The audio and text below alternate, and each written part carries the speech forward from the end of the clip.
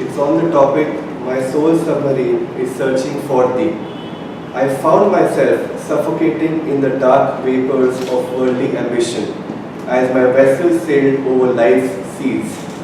Fearful of dying in delusion, I sought out and boarded the submarine of deep dedication and dove deep into my inner self. In the silent depths of thy consciousness I saw, at first shimmering before me, a light which spoke to me of fulfillments never before dreamed of. Diving deeper still, the submarine of my mind moved into astral seas, so rarely plumbed in search of thee. Suddenly, probing with searchlight vision, my soul submarine found itself in a new universe. I was surrounded on all sides by mystic flaming radiance. Overwhelmed by thy supernal blessings, I beheld and revelled in thy presence everywhere. Bhagavad Gita reading. From the chapter, from page number 467, Essence of Bhagavad Gita. True faith in the Guru is not passive, nor is it an indication of ignorance. Disciples blessed with that faith soon emerge from the confines of ego into the spotless skies of divine consciousness. In the annals of spirituality, there are a few outstanding examples of obedience. It must be said on this point that a true Guru makes every effort to ensure that his disciples' obedience will be both deliberate, that is free-willed, and intelligent, and will not be a matter of blind or merely submissive acquiescence. Swami Shankara was standing on the other side of a river from a close disciple of his. My Guru once described to me what happened. I still remember his understated facial expression, the subtle hand gesture, and the quiet tone of voice with which he related this part of the story. Shankara called gently to his disciple, "Come over here." Most people would have looked around for a boat. This disciple, however, placed a foot unhesitatingly on the water. The moment he did so, a lotus leaf appeared beneath his foot and supported it. With each successive step, another leaf appeared. The disciple quickly reached the other side. From then on, he became known as Padmapada, or lotus feet. Good. So in these readings, a lot was emphasizing willpower, self-effort, but also this last reading was talking about God's grace or the Guru's grace. And so this morning we'll speak a little bit about how those two things work together. Because honestly, on the spiritual path, usually a person is kind of on one side or the other. That they're just praying, oh, God will do it, God will take care of it, it's okay. And they're a little bit too much on this side. Or the other side, I see yogis and monks and all of this with so much willpower, and they're here and they're just, I'm going to meditate all these hours per day and I'm counting my kriyas and I will get there. And the deal is that both sides are needed, that we need to use self-effort, and we need to use a lot of self-effort, that we don't find God just with a little bit of effort. You know, it's an interesting thing. Each one of us, actually, if I were to talk with each person of what is God, each person will have a different understanding of God. And as we grow spiritually, our understanding of God will continue to grow. But we can always think that no matter where we are, we can want to be better people.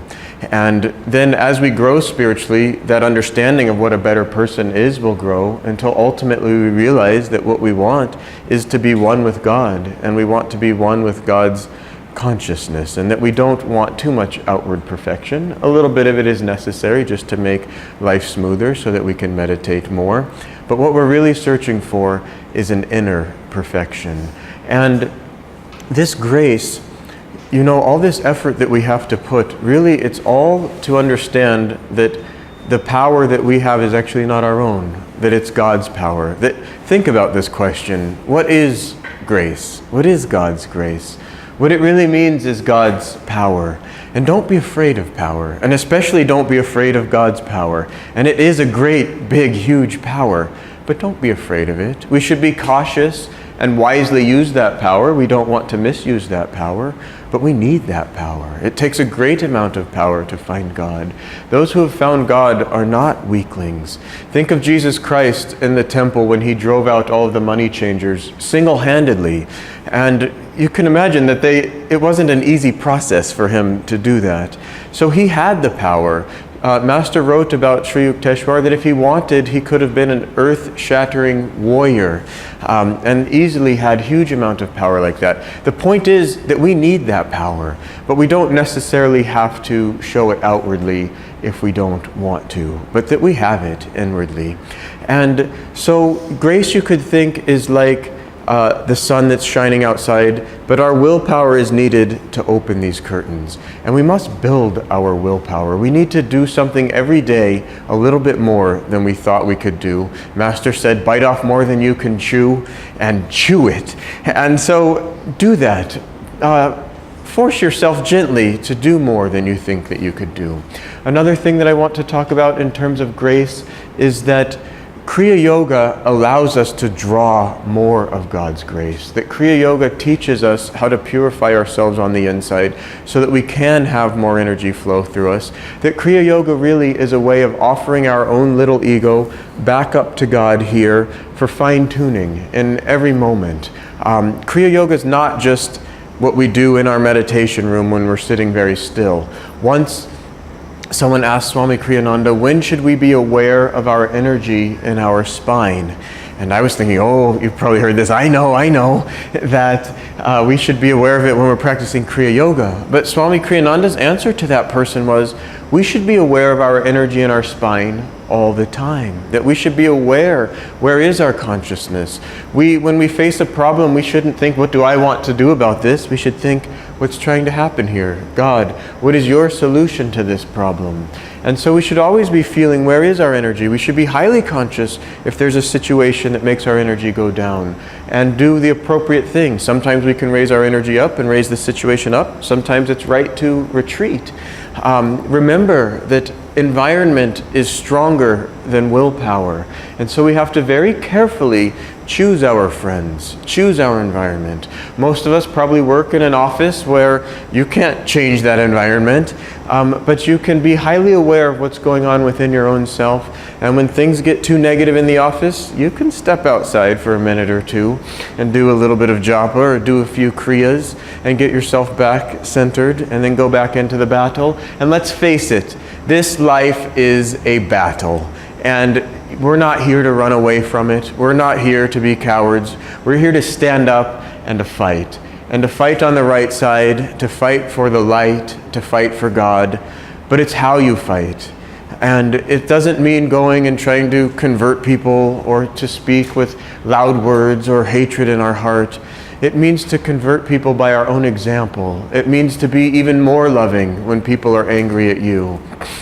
This is really what you want to use your willpower for, not to dominate others. That really what you want to become master of is master of yourself. That you want to become master of your own energy, master of your own thoughts. Ultimately, you want to become master of your own breath so that you can learn to go breathless at will. That sounds like a very high thing, but we can do it. That we can become Jivan Muktas in this lifetime. That we can use Kriya Yoga in order to become more and more sensitive, to feel the energy in our spine more and more sensitively. We can use Hong Sa to become more aware of our breath. That Master said that someone who's an adept at Hong Sa can practice Hong Sa for 1 hour, and just with that, not even knowing Kriya, go breathless. Just by watching that, by enjoying the pause, by not letting the mind wander, and just enjoy those pauses. Let them get bigger and bigger. Let your breath get shallower and shallower until you realize the breath isn't even there. That I'm something so much more than this silly little physical body that we inhabit only for 60, 70, 80 years, whatever God graces us with. You're not that at all. You're not this little body. That you're immortal. That you are the consciousness that is animating this body. And that consciousness that has been animating body after body after body. And at some time we say, I've had enough of this. That isn't there more to life? That I want to go home. Sign me up. Where's the bus that goes home? I want to get on that bus. And that bus is God's grace, and that we want to get that ticket, but that ticket comes by opening our heart. That we can't just think that egoically I'm going to do this by myself. That we have to open our heart and we have to feel God in our heart at all times, and we have to expand our heart. That Swami Kriyananda, I believe he was mentally whispering to Master, I love you, Guru. I love you, Guru, all of the time. And once he said to Swamiji, I love you too. But another time he said to him, how can the little cup hold the whole ocean? And that Master didn't want his egoic love. That Master wanted something much more than that. You know, many of you may know that today's my birthday, and to me that birthday, it means nothing, but that the love that I receive from all of you, that means everything. But I don't want to give back personal love. That actually, when I feel all of this love that comes, it fires me up, that I must find God in this incarnation so that I can give back something meaningful. I don't want to give back just human love, personal love. I want to give back God's consciousness, God's love, God's joy. I want to give back that feeling that everybody can have God, that you can know God in this incarnation, because you can. And it's the purpose of it, that the purpose of this incarnation isn't to have a nicer car or to have a nicer phone. And don't worry, I don't even know how to use mine. I've got all these young guys around me now that show me how to use these things. And that's just how this world goes. But the purpose of all of this, it's not to have nicer and nicer things. The purpose of all of it is to find God. Don't forget that. It's so easy that it's my birthday. I think, how many years do I have left? The clock, it's ticking. Tick, tock, tick, tock. Until either I'm going to achieve immortality, and we can talk about what that means, or I'm going to go right back to the grave, be born again, have all these years again of crying and tears and puberty and all the hassles we have at school, and finally we make it to somewhere in early 20s again, and we remember, wait a second, wait, oh, that's right, that we're searching for God realization, and then the whole thing goes on again, and maybe we get distracted again. But so that clock's ticking, and it's so easy to think, oh, well, I'll just do a little bit of this. And then wait a second. I promised when I took that vow that I would do Kriya every day, and I'm feeling a little tired. But remember that vow, that sometimes Swamiji, it would be 2 a.m, but he had a minimum amount that he would do. He would do those Kriyas. Do your Kriyas. You have no idea what you've been given with that Kriya Yoga, that it's the secret to immortality, that breathlessness is the secret to immortality, that when you can go breathless at will, and when you can sit in that breathless state for as long as you want, then you have conquered time. Then time doesn't matter to you anymore, and you can sit in that and let the world go on and on for as long as you want. Or you can get right back in and join the battle and help and fight on God's side. And at the end, you won't even care about this body. You won't care about time. The only thing that you're going to care about is, am I doing God's will? Has my life been pleasing to God? Will I be more in tune with God today so that I can serve Him even better?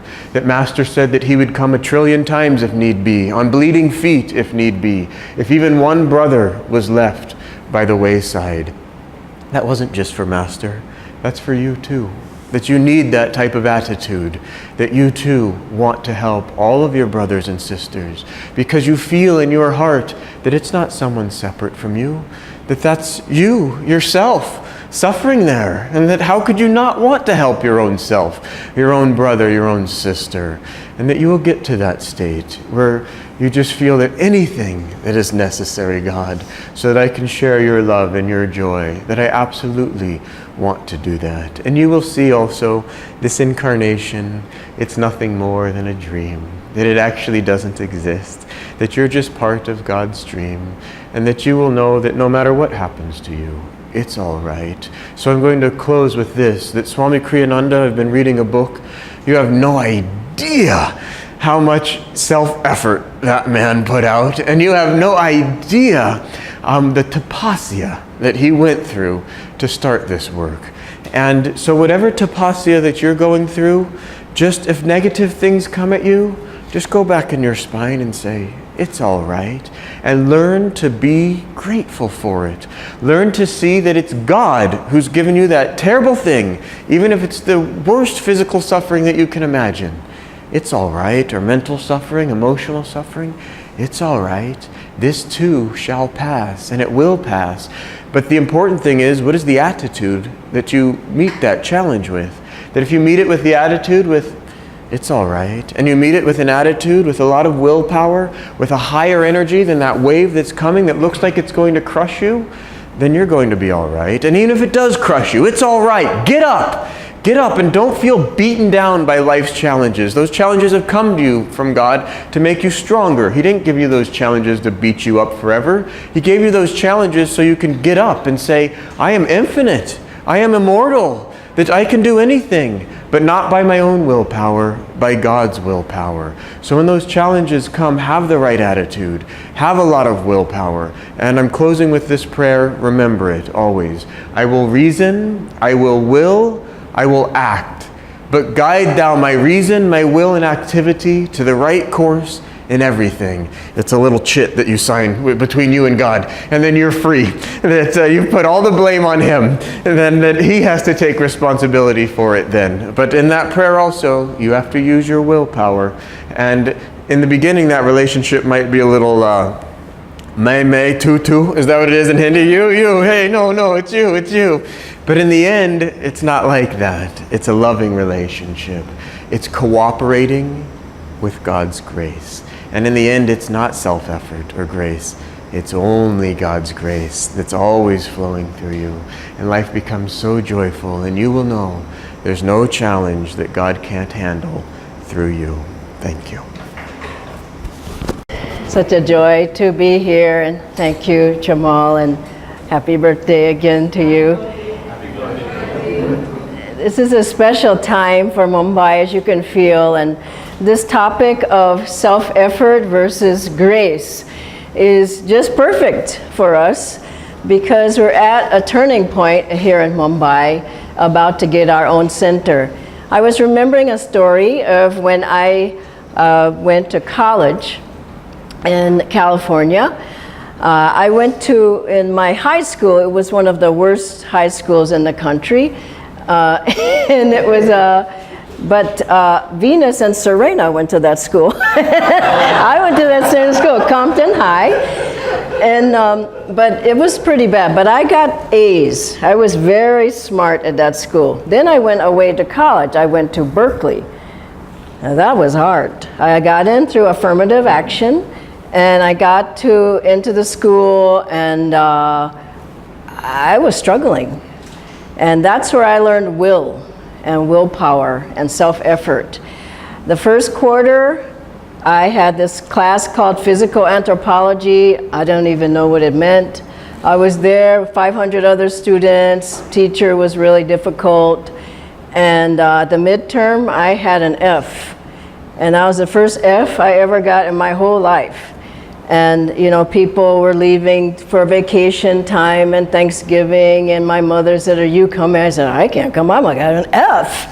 F, I just couldn't believe it. I was working a job. I got a scholarship as well, but the time I had free was spent in the library. And I knew that I could improve. That power that Jemal was talking about, I felt that.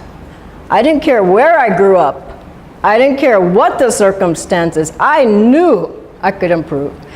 And so I started going to the library, and I just started physical anthropology. What is that? And I started studying. Every night I was studying physical anthropology. I was reading all these big words, and my brain started getting bigger, I think, and at least my ego didn't get bigger. And then I just kept studying, and then it got to the final, and I just said, I can't flunk out of school. And I studied so hard, I just knew everything in that book. And I got that exam. It was in those days you wrote out you know, and it seemed like 30 pages. You just kept writing and writing and writing, and you know, and I thought, I just gotta stay in school. You know, I just can't flunk out. It's too much weighing on me. I just gotta stay in school. So that night, in the middle of the night, I went, oh my God, I didn't put my name on my paper. I just couldn't believe it. I didn't put my name on my paper, but I wrote in red ink. Now believe it, I never wrote in red before, I never wrote in red after, but I wrote in red ink. And I went to the TA's, teacher's assistant's office, first thing in the morning. I was shaking. I said, my paper is written in red ink. And there was piles of all the 500 students' papers. He went through all the papers, and he comes to the red ink paper, A. And I said, that's my paper. Are you sure? I said, that's my paper. And I went from F to A. And the 4 years in college, I struggled. But I think I had to go to that hard school so I could learn how to put out energy for master, learn how to use willpower, learn how to not be lazy, learn how to not blame people, learn how to not put the problem on somebody else, learn how to be strong, learn how to really put out energy for master. A year later, I met Swami Kriyananda. And I said, after they gave me my diploma in college, I said, I'm gonna never study again. I meet Swamiji, and I've been studying ever since. Now you're going to teach this, now you're going to teach that, now you're going to teach this. Still to today, I just still have to study. But effort is needed. And then the other side of that, where I grew up, was you had to be strong. You know, I remember I was just a little girl, and I was like, I was marching around. I was always strong in a really hard neighborhood. People were, you know, doing all kinds of things, and I'm not going to do that. I was a little girl, but I was always like strong, and I've just got to be strong. And then when I got to college, I just got to be strong, and I got on the spiritual path. I was like this big. I just got to be strong. And then I realized I had help. Did you realize that at a certain point? I said, wow, now I have a guru. He's strong. I'm strong, but he's stronger, way stronger than me. And I realized that I didn't have to do it all myself, that there was grace. You understand the difference? I had to have the strength of myself, but then there was grace. And then I just said, let me just take my guru's hand now. I don't have to go along by myself, only by my own will. Only by my own will. A disciple takes the hand of the guru and starts walking. And then you start levitating, then you start flying, and then you start soaring. This is what happens. And you realize that, yes, you have to have that strength. But the guru gives you everything that he can give you so that you can make it on your own. And this is the essence of Master's teachings. You can't sit back in an armchair and find God. You can't be lazy and find God. You just can't.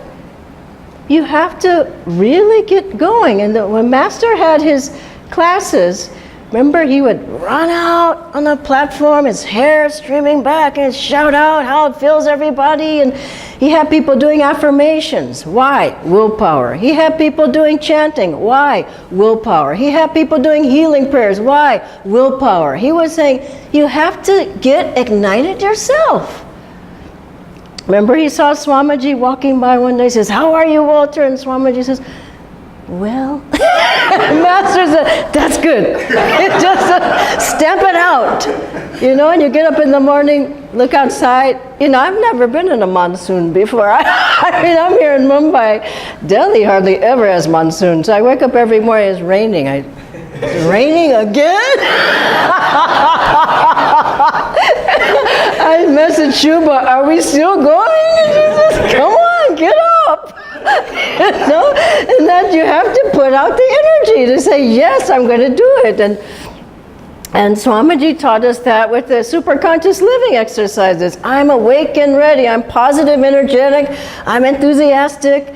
All these things. And we have affirmations in the chants. I want only thee, Lord, thee. Everything has an affirmation to it. The yoga postures have an affirmation to them. We have to realize Master is trying to reprogram us and say, you have to get strong in your mind. And no matter what happens, that I'm strong in myself. I am complete in myself. That all the energy of my gurus is with me. And we have the techniques.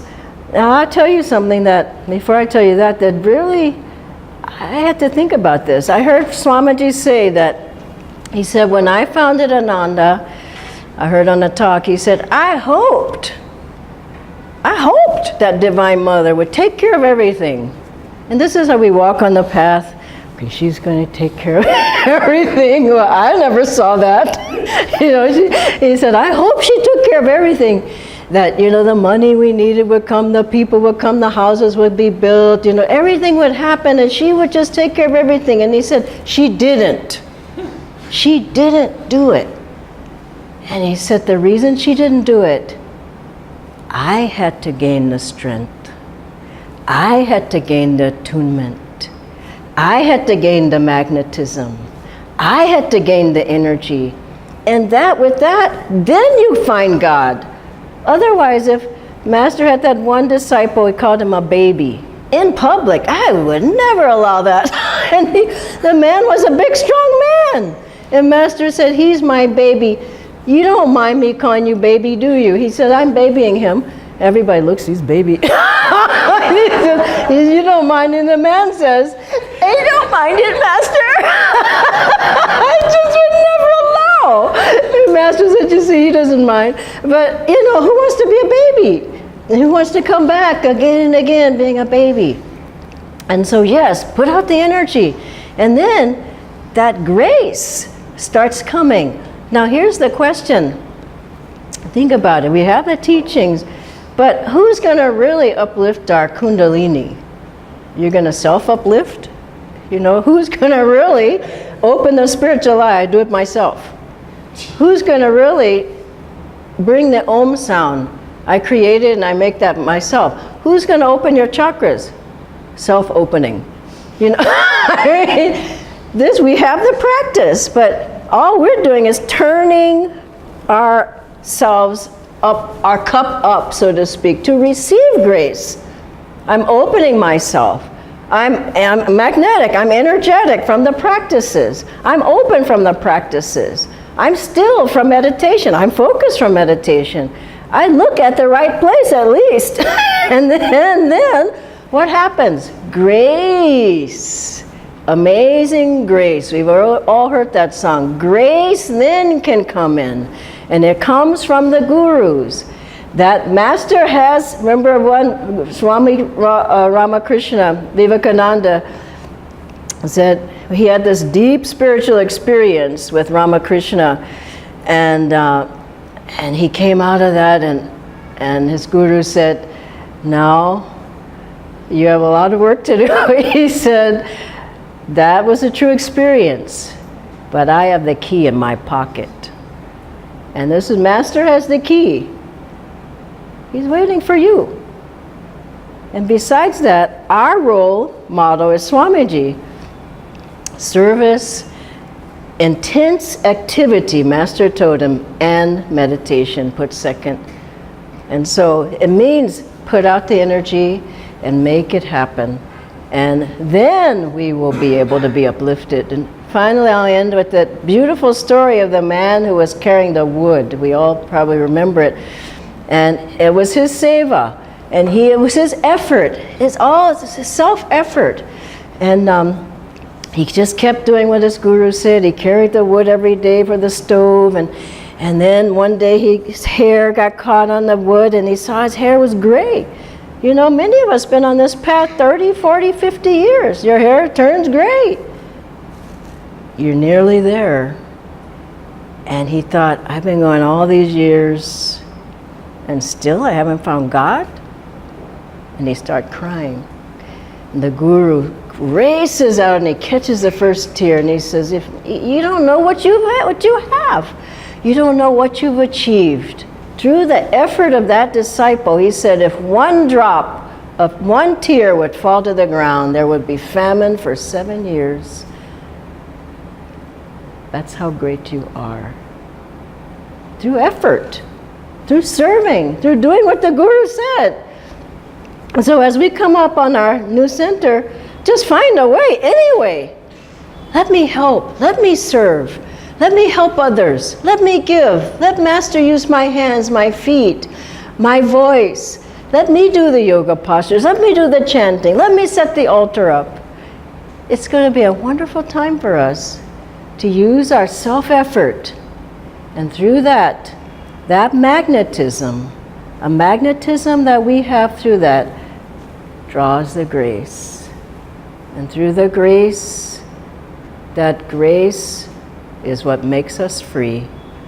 Master's making us free. But our efforts have to be there as well. God bless you.